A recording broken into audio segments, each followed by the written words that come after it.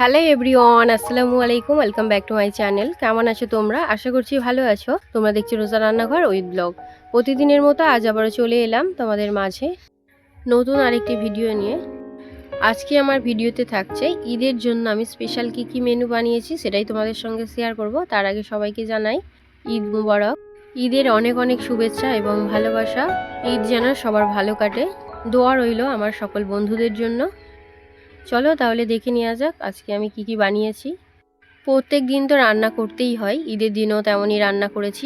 তো ঈদের দিনকে যেমন রান্না করা হয় সেমাই, তো আমি 2-3 রকম করার চেষ্টা করেছি, বেশি কিছু করিনি। কারণ সারা মাস রোজা করার পর সত্যিই ঈদের দিন সকালবেলা খেতে ভালো লাগে না। কে কেমন খেতে পারে আমি বলতে পারছি না, তো আমরা তো কেউই খেতে পারি না।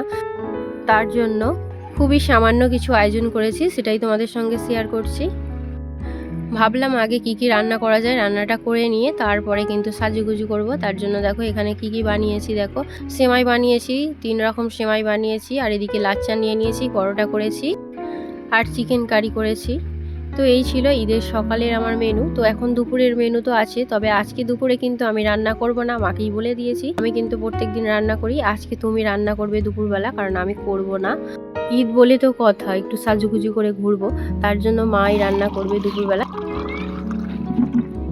সকালে যেটা করেছি সেটুকানি তোমাদের সঙ্গে শেয়ার করলাম।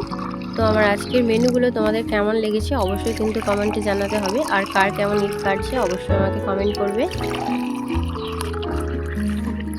তোমরা কে সেমাই খেতে ভালোবাসো অবশ্যই কিন্তু আমাকে জানাবে। আমি কিন্তু ভীষণই সেমাই খেতে ভালোবাসি, এতটাই সেমাই খেতে ভালোবাসি যে এমন সেমাই বানানো হয় বা কেনা হয় যেন 1 বছর যেন চলে, এরকমই সেমাই কেনা হয়। মানে বলতে পারো এতটাই সেমাই ভালোবাসি, কখন রাত 12টা কি 1টা কি 11:30 তার কোনো ঠিক ঠিকানা নেই, যখন মনে হবে তখনই বানিয়ে খেয়ে থাকি। কিন্তু আমি সত্যি কথা বলতে ঈদের দিনকে সেমাই খেতে পারি না, হয়তো 1 চামচ খেয়ে থাকি। আমার যেন ভালো লাগে না, ঈদের দিন মানে কিছুই খেতে ভালো লাগে না, কেন জানি না খেতে পারি না। আমার মনে হয় মানে রোজা করে থাকার জন্য, হয়তো 1 মাস রোজা করেছিলাম তার জন্য হয়তো খেতে পারি না, বা হয়তো রান্না টান্না করার জন্য খেতে পারি না। যে কোনো কারণ হয়তো একটা হবে, নাহলে কেনই বা খেতে পারি না। কিন্তু আমি চেষ্টা করি ঈদের দিনের থেকে আমাদের ঈদের পরের দিনের মেনু একটু বেশি হয়, তার কারণ হলে ঈদের দিনকে তেমন একটা কিছু করা হয় না। ঈদের দিনে ভালো কেউ খেতে চায় না, তার জন্য অল্প করে বানাই। বাড়িতে সব সাজগোজ নিয়ে ব্যস্ত থাকে, তার জন্য দেখো আমরা এখানে অল্প অল্প করে খেয়ে নিচ্ছি। প্রথমে তো কেউ খেতেই চাইছিল না, আমি বললাম আয় এত কষ্ট করে রান্না করলাম, অন্তত একটু হলেও খেয়ে যা।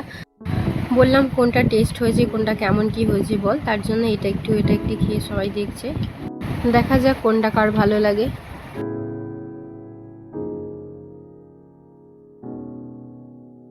এই ছিল আজকের আমার মেনু। তো তোমাদের কেমন লেগেছে অবশ্যই কমেন্টে জানাবে। যদি আজকের ভিডিও ভালো লেগে থাকে বন্ধুদের সঙ্গে শেয়ার করো। দেখা হচ্ছে আবারও নেক্সট অন্য কোনো ভিডিওর সাথে। ভালো থেকো, সুস্থ থেকো, পরিবারের খেয়াল রেখো। বাই, আল্লাহ হাফেজ।